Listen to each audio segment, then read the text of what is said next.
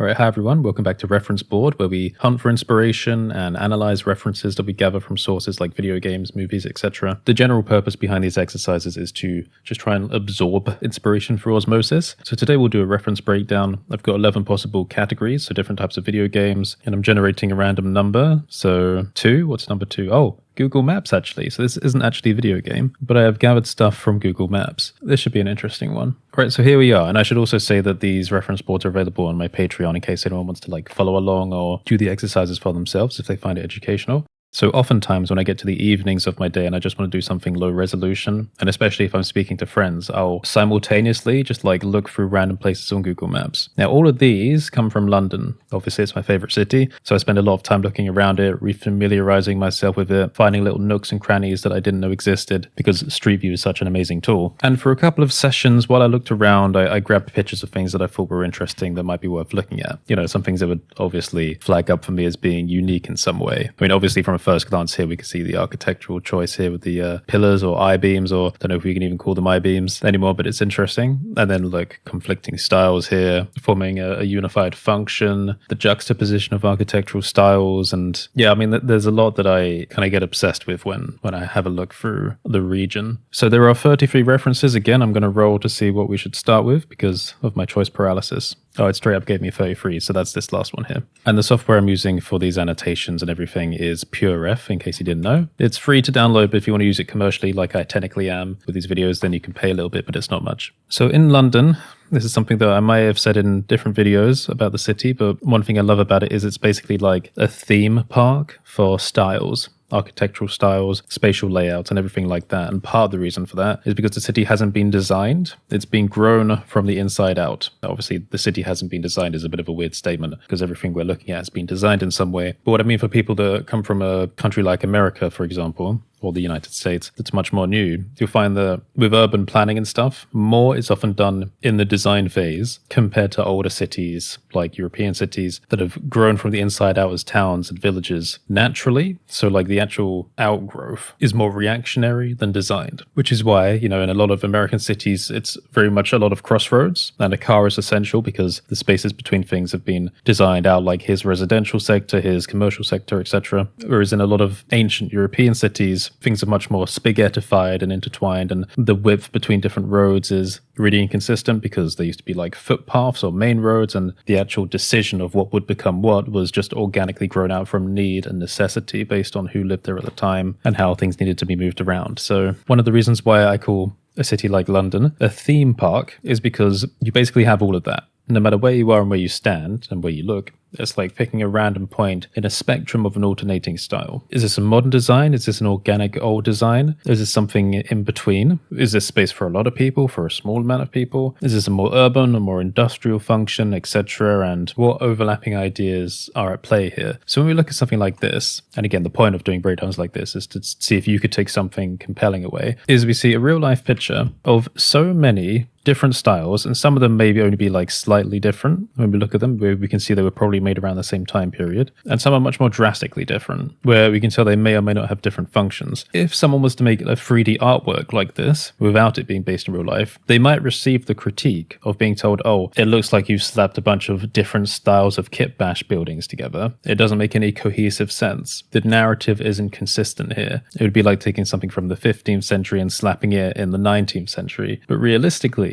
that is what happens. It's something we don't often see when looking at artworks because things are so often just era-based. So if someone's doing a video game or a movie set in the medieval period, it's all medieval, right? Which is kind of fair because there weren't as many buildings around, right? But there were monolithic structures and mounds and whatever. But then if something is based in the modern day, it's often so modern focused. I mean, particularly in terms of artwork, right? For things that are shot in real life, it's hard to avoid the actual real life inconsistencies like this. Now, one of the interesting things about this is that I'm pretty sure hidden away somewhere around this camera frame is an actual piece of the Roman Wall of London. I might need to double check that. So that would actually highlight this point a bit better. All right, hang on. Let's see if I can actually just find it. I'm pretty sure it's where the old Museum of London was before I moved. Hold on. Damn, I don't think it's listed anymore, so I might have to find it manually. Where is Cannon Street? Cannon Street's here. And if we go up, yes, this is where the Museum of London was. Hold on, I need to swap to the 3D version.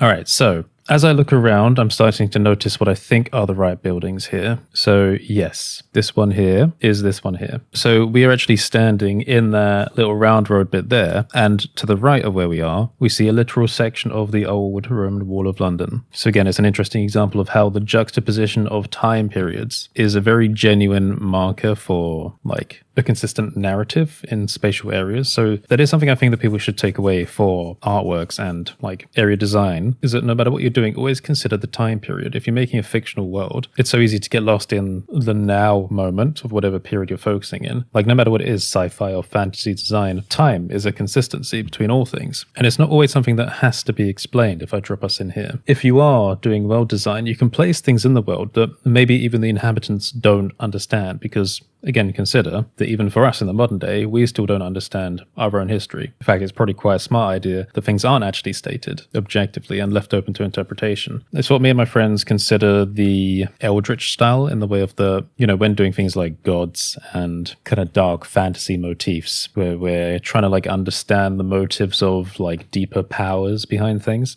Sometimes it's better if things aren't always explained, because it's in the gaps between interpretations that allows the viewer or the reader, whoever, to kind of fill in the maximum point of curiosity for them. Now, Rome would be another example of a city that has exactly this, right? So you have some modern structures, you have some older architecture, and then people would just be driving past ancient things without even necessarily realizing it. And actually on that point, before we get back to the PureRef file, talking about people not realizing things. So this is again something you can do for your own like world design. You can have something that someone might look at and go, oh yeah, that's where the wall is, to imply, okay, well here's a marker of something that's changed over time. But again, if you look a bit harder, or actually if you zoom out, there is a pattern you can see that again, most people don't recognize. But if I zoom out here, do you notice anything? So again, you wouldn't notice it if you were standing in any particular area like of the modern day. So we have roads coming down here, roads going around here. You would notice it maybe if you went along this walkway, but you can see that the old wall of the city is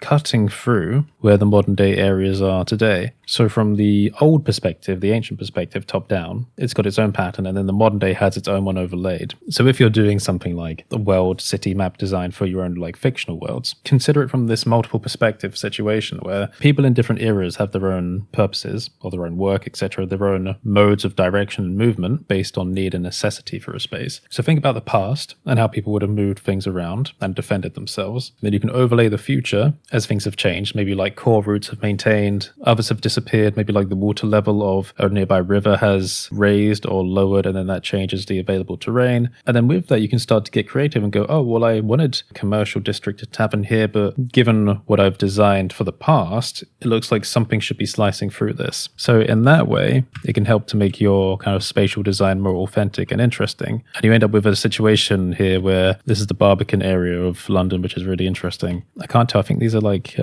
apartments here, where you've got people like living right next to the wall and literally kind of crossing through it at a perpendicular angle, which just obviously would not have happened in the past. So if we get down to the floor level here, it's a bit of a blurry one. So we've got a church. That's another funny thing as well. Like an old church, but it's just surrounded by brick, as the modern day has just built around it without like disturbing it, which is I've always find kind of funny. So things like this are so surreal to me because they're almost a little bit liminal in a way, like someone just chilling, sitting out, looking over a river, but there's a huge ass like turret-like section of an ancient wall right there, and then it's just like someone's modern apartment. You see what I mean? Always interesting to me. It will never cease to amaze me, which is why I love looking at it and finding all these weird spots. So here's another angle from someone, part of the Barbican here, which itself is like an own architectural marvel to study, part of like the weird brutalism phase of London, which is kind of mostly isolated to a few specific areas. I don't really like this style, but Barbican does it really interestingly. And then after rotating around, we got the wall there, and then back to like the general modern day.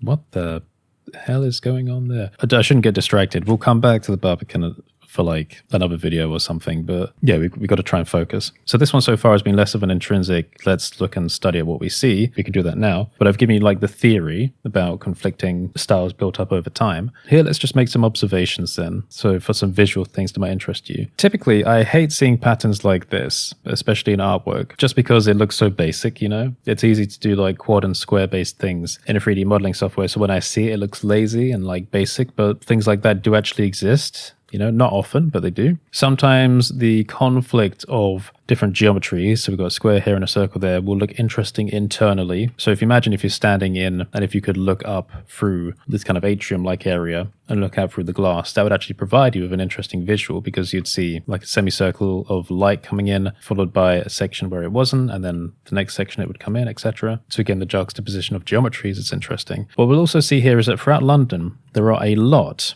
of structural, what should I call them? I'm sure these probably have names, but we can just call them struts if we like. And they are all over the place. And they do serve a function and a purpose. They aren't just there to look cool, even though they do look cool. But that's something that I think some artists might complain about. I mean, I've definitely seen it in the hard service community where, some posturing creators might say, oh, stop using so many rivets. In real life, there aren't rivets everywhere. Yes, there are. There definitely are. It just depends on the style, the design, who's made it, etc. I can show you more areas where there are struts and stuff like this off the top of my head. The bridge next to Charing Cross. And for rivets, there's a bridge for a train line going through London Bridge and going over Borough Market. I might actually show that now. So just to drive the point, let's see that's Cannon Street, and this will be Charing Cross. So we got a walking bridge next to Charing Cross, and if we go on this, so this is part of like one of my favorite walking routes, where we can see the London Eye, go Westminster there. That's the Royal Horse Guards, I think. It's turned into a hotel now. I've stayed in there once. But as we're walking along this bridge, obviously we've got all the struts of the bridge itself going down. But if we get to a certain point, we can actually zoom in and see structurally how it connects to the adjacent bridge. So when I've walked along here before, I've kind of leant over the edge and got interesting reference pictures, because that's something you can observe and look at and see how in real life they've actually stuck together. And it looks like we've also got lighting there as well. So form meets function. And then I guess obviously looking at the London Eye, it's a city of struts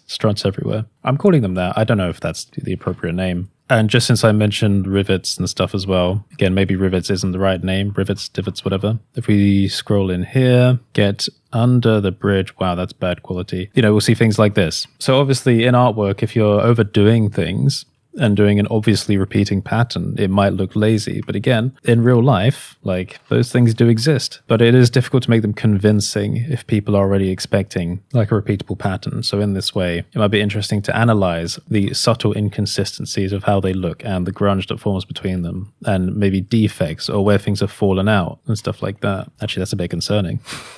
I have many other examples of the whole old meets new conversation, because it's all over the city. There's millions of points of view that we could sit and analyze, so I'll probably do that over time. But before we close this one up, I will probably just show you one of my favorites since we're here, which is... All right, hold on, where am I looking? City of London, Bank, and should be about here.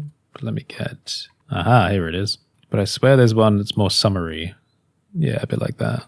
Maybe further back. So it's this spot right here at the Bank intersection, and you can basically just scroll around and you'll see a variety of styles obviously taken from the Roman stylings, etc., and different imperial periods. But as we look out in this direction, we get to see the modern city banking behind and then the much more classical styles in front. So it's a perfect kind of frame of that contrast sitting together. Oh, here we go. I found the more summary picture. So I like this one. And again, you can get a feeling for how like the natural flow of things over periods has designed this intersection. It's a bit weird. It's very starfishy, one direction up to a random angle, which itself splits into coming back down here, another angle, or coming through here, merging off like a little fork, going down two directions. So it's an interesting thing to study and have a look at if you want to like kind of design your own fictional spaces while making them believable. So that's where we'll leave it for this reference board one. If you made it this far through the video, put a city related emoji in the comments so I can see if you made it this far. Remember, you can support me on Patreon at patreon.com/Curtis Holt. If you like these videos, your support really does help. But otherwise, if you want to stay updated on everything I do, you can head on over to youtube.com/Curtis Holt, which is my main channel, and take a look around there. So thanks for watching, everyone. Stay safe, and I'll see you next time.